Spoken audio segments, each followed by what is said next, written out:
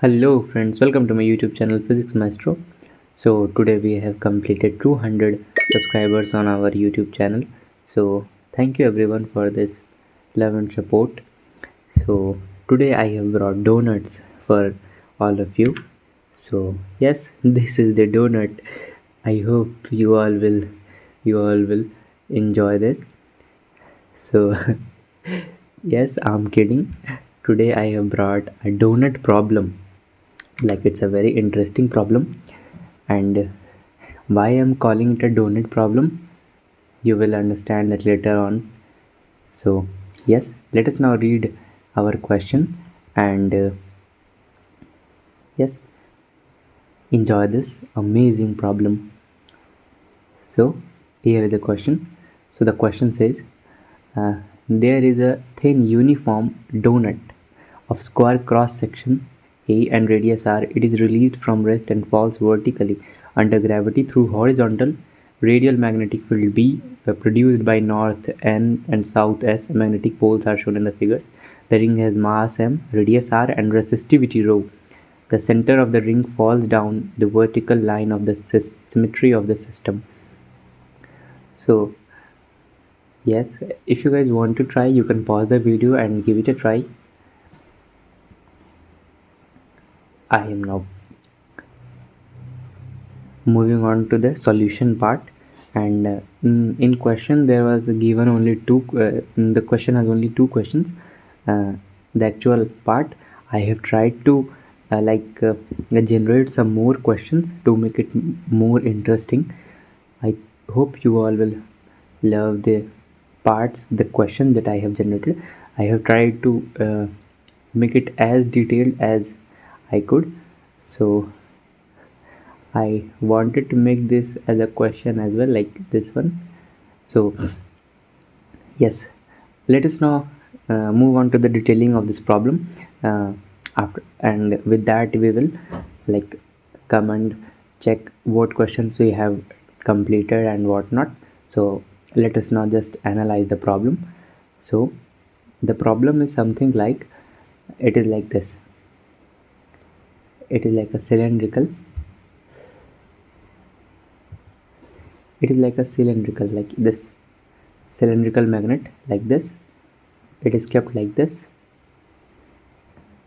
and this is our donut, big donut. So it is falling like this, and here we have our poles as well. So in the questions we have given this diagram, like these are the arrows, so we can clearly see this, like magnetic field किस से किस पोल की ओर develop होता है. Like अगर north से south की ओर जाते हैं, अगर मेरे क्वेश्चन में कुछ ऐसा दिया रहता है, ऐसा ऐसा ऐसा ऐसा, तो हम क्या कहते हैं कि यहाँ पे होगा मेरा साउथ पोल और यहाँ होगा मेरा नॉर्थ पोल. तो नॉर्थ से साउथ जा रहा है और यहाँ से निकलते हुए बाहर की ओर जा रहा है, तो कह सकते हैं कि जो ये ऊपर वाला पार्ट है, यानी कि ये जो रीजन है, ये वाला, ये मेरा क्या होगा, मैग्नेट का कौन सा पार्ट होगा, ये होगा नॉर्थ पार्ट. और अगर ये इस साइड की ओर जा रहा है तो ये कैसा जनरेट कर रहा है, इधर ये कौन सा पोल हो जाएगा, तो ये हो जाएगा साउथ. ये हो जाएगा साउथ. ये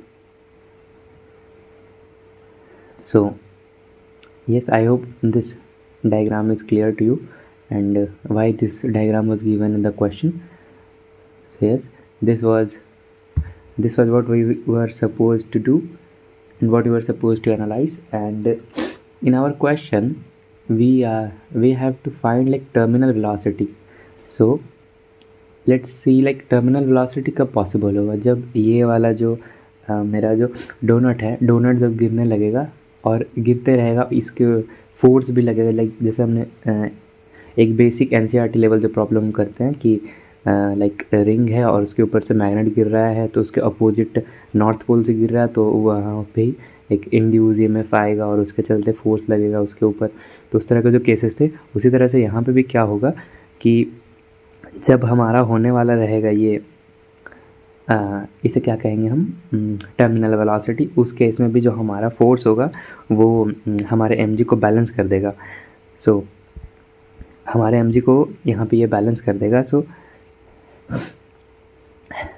यहाँ पे ये है, तो टर्मिनल वेलोसिटी हम वहाँ से कैलकुलेट कर लेंगे। और फर्दर हमारे क्वेश्चन में क्या दिया हुआ है, by considering the plane view of the magnet indicate the polarity of the magnets and directions of the induced current, describe the motion of the aluminum ring it is released in the radial magnetic field, find current in the aluminum ring when it is falling at a speed v.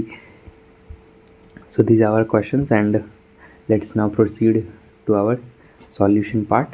So yes, this is what I was trying to convey, like I have tried to make as clear diagram as possible. So yes, so this was our north pole of the cylindrical magnet, and this was our donut. So यहाँ south poles, ये south यहाँ पे ऐसा denote करेंगे कि यहाँ generate हो रहा है ऐसा। और ये पार्ट हो गया मेरा यहाँ पे।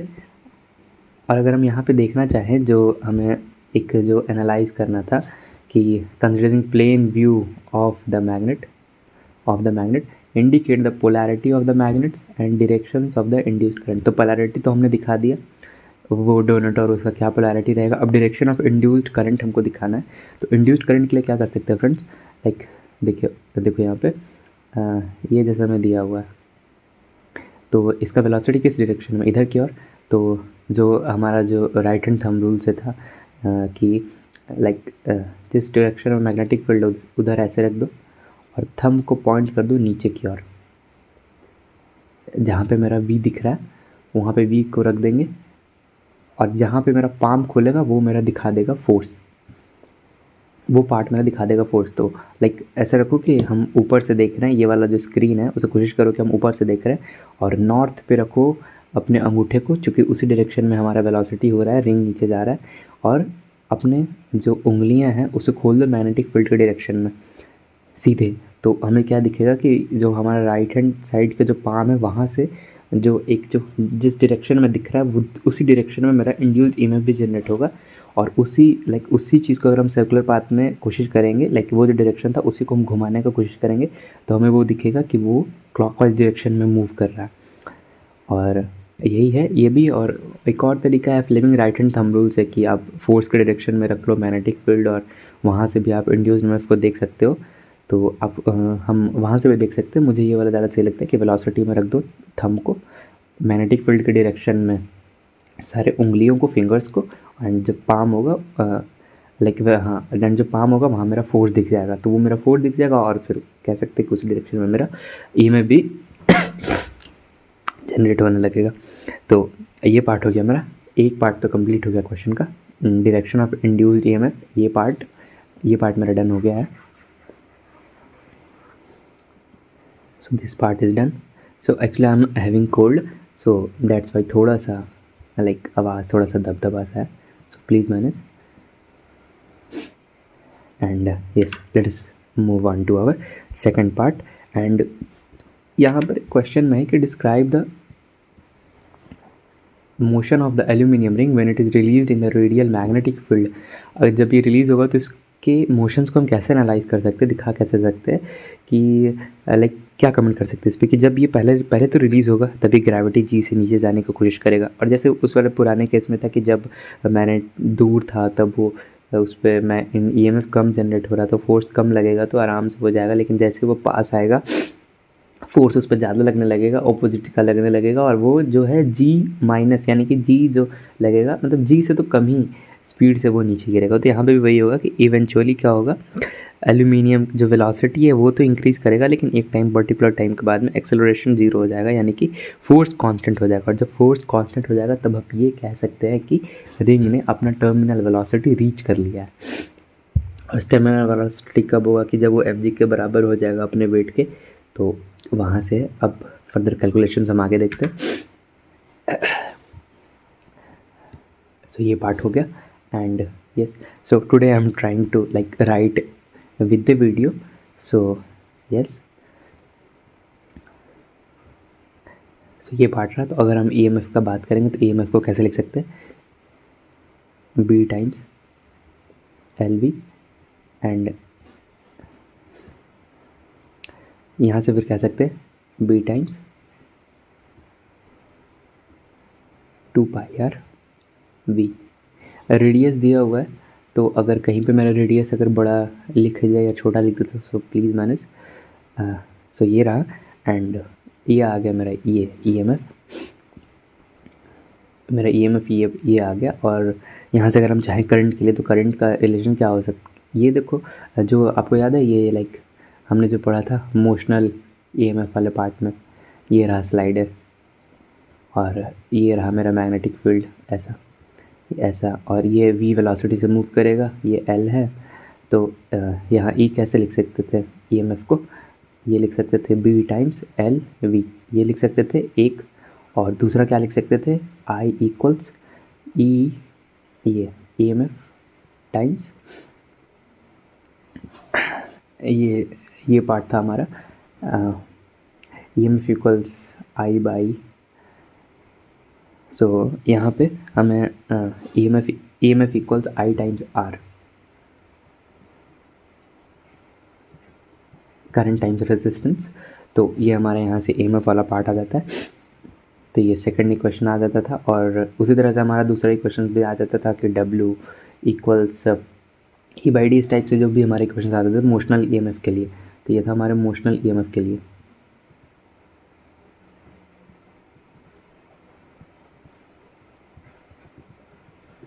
एंड ये रहा, और फिर यहीं पे अगर हम प्रोसीड करें तो फिर करंट के लिए हम फिर यहाँ पे कैसे लिख सकते हैं मोशनल ईएमएफ के लिए जो हमारा था ई बाई आर। तो हमारा ऊपर से तो जो आ रहा था part times 2 pi R B by resistance. तो यहाँ से हमारा क्या आ गया 2 pi R B V by R, और ये हो गया हमारा करंट। करंट के लिए इक्वेशन था क्या पूछा हुआ, हाँ सो ये था करंट। ये हो गया पार्ट, और ये पार्ट भी हमने कर लिया। 3 पार्ट हो गए हमारे बेसिक से, फॉलिंग एट स्पीड भी, तो करंट भी हमने निकाल लिया। अब हम आते हैं अपने मेन क्वेश्चंस पे, जो क्वेश्चंस हैं। सो यस, अब हम जब इन्हें सॉल्व करेंगे, एंड आर को हम कैसे डिनोट कर सकते हैं रेजिस्टेंस को, R equals rho L by A, ये तो जनरल है एकदम सिंपल सा। एंड रो है और एल को कैसे लिख सकते हैं 2 पाई आर, एंड ये हो गया 2 पाई आर। तो एंड 2 पाई आर टाइम्स ए, ये हो गया हमारा आर, एंड बस उसको यहीं पे पुट कर देंगे तो हमारा क्या आ जाएगा I equals 2 pi R B V by, R की जगह पे लिख सकते हैं rho times 2 pi R, 2 pi R, और यहाँ पे ऊपर में ए आ जाएगा, ये आर रेजिस्टेंस वाला पार्ट। सो यहाँ से हम क्या लिख सकते हैं I equals B V A by rho.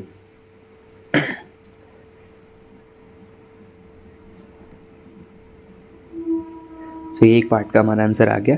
And यहाँ पे कह सकते हैं कि इंड्यूस्ड करंट जो होगा हमारा परपेंडिकुलर होगा मैग्नेटिक फील्ड के, वो तो हमने देखा भी कि वेलोसिटी नीचे है, अगर मैग्नेटिक फील्ड के डायरेक्शन में हम रख देंगे अपने फिंगर्स को तो हमें फोर्स दिख जाएगा जो कि पाम के उस डायरेक्शन में होगा सामने। तो 90 डिग्री ही बन रहा है मैग्नेटिक फिंगर्स और पाम के बीच में देखेंगे तो क्या बनेगा, मैं पाम के सीधे डायरेक्शन में तो 90 डिग्री। तो वहाँ से कह सकते हैं कि करंट हमारा जो है इंड्यूस्ड करंट परपेंडिकुलर है। सो जो मैग्नेटिक फोर्स जो प्रोड्यूस होगा या फिर जो एक्ट कर रहा है रिंग पे, वो उसे भी हम फिर कैसे लिख सकते हैं फोर्स ड्यू टू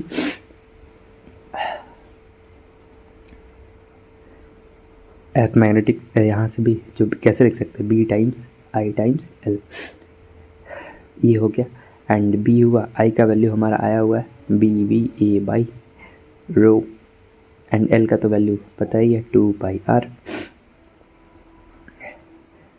सो यहाँ से क्या आ गया फोर्स ड्यू टू मैग्नेटिक का 2 pi R B square V A by rho, ये आ गया। अब हमें ये तो एक पार्ट हुआ, अब हमें एक टर्म दिया हुआ था टर्मिनल वेलोसिटी के लिए, तो हमने पहले देखा यहाँ पे कि देखो यहाँ पे टर्मिनल वेलोसिटी कब होगा, जब ये फोर्स जो एक्टिंग है और ये जो mg है दोनों एक दूसरे को बैलेंस कर जाएगा, तब यहाँ पे टर्मिनल वेलोसिटी मेरा आ जाएगा। तो अगर उसी चीज़ को हम फिर यहाँ पे ले w इक्वल्स, ये तो हमारा mg होगा वो वाला, एंड mg के लिए क्या कर सकते हैं कि लाइक हमारे पास तो डेंसिटी तो दिया हुआ नहीं है, लाइक डेंसिटी इक्वल्स मास अपन वॉल्यूम होता है, तो मास को लिख सकते हैं हम डेंसिटी टाइम्स वॉल्यूम। तो डेंसिटी के लिए कुछ ये लिख सकते हैं, d लिख लेते हैं, d times v times g। तो ये हमारा क्या आ जाएगा, d times 2 pi r a g। तो ये आ गया हमारा 2 पाई r टाइम्स a हो गया, एंड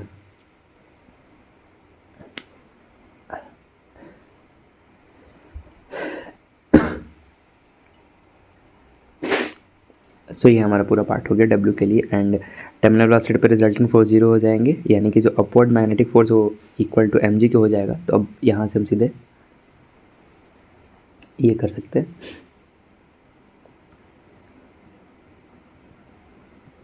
FB इक्वल्स mg। सो यहाँ से सीधे FB के लिए जो हमारा टर्म आया हुआ था 2 pi r b square v a by rho equals d times 2 pi r a g। So यहाँ से हमारे v क्या आ जाएगा, d times g times rho by b square. अगर इसी चीज़ को हम अच्छे से लिख दे तो v टर्मिनल हमारे ये आ जाएगा d टाइम्स g रो b स्क्वायर। ये आ गया हमारा आंसर फ्रेंड्स, टर्मिनल वेलोसिटी के लिए। तो टर्मिनल वेलोसिटी के लिए जो हमारा आंसर आया था, अच्छा यहाँ पे सीधे mg के टर्म्स में लिखना था क्या, तो क्या कर सकते, सीधे यहीं पे चेंज कर देते।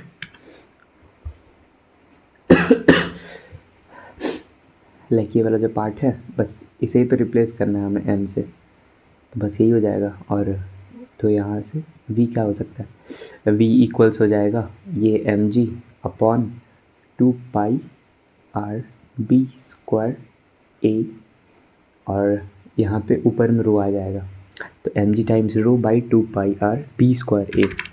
ऐसा कोई ऑप्शन है, mg टाइम्स रो पाई 2 पाई था ना, 2 पाई a times b square a। तो ये हो गया मेरा आंसर।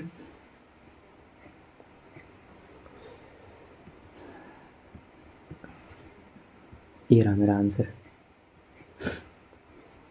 ये पार्ट आ गया। और इस पार्ट के लिए था ना, तो इस पार्ट का हमारा magnetic force acting on at instant when speed of ring is v।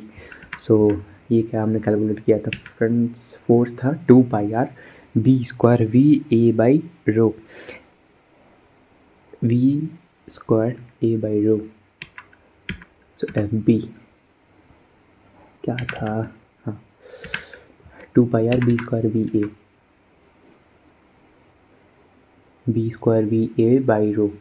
ये रहा यहाँ आंसर, लाइक लगता है पहले से मार्क किया हुआ था वो पार्ट। सो कोई दिक्कत नहीं। So I hope you all love this question and my solution.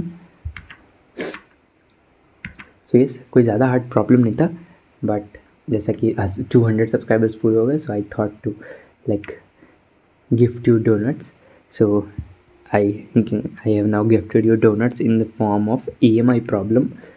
So thank you all, take care, bye bye. And like one more thing I wanted to say, like many of you friends watch our videos, thank you for that. And if you guys are learning from my videos, please like, share and subscribe. Like 67% of you don't subscribe, like haven't subscribed my channel. So yes, please जल्दी like करें और जल्दी से हमारे channel को भी अच्छे like subscribers मिल जाएंगे ना, ताकि हमारे सर्च रिजल्ट भी फिर आने लगेंगे, फिर जो भी सॉल्यूशन हम पोस्ट करेंगे। अभी तो चैनल्स के थ्रू ही हम भेजना पड़ता है। तो yes, thank you for watching the video. Have a nice day ahead. Bye bye.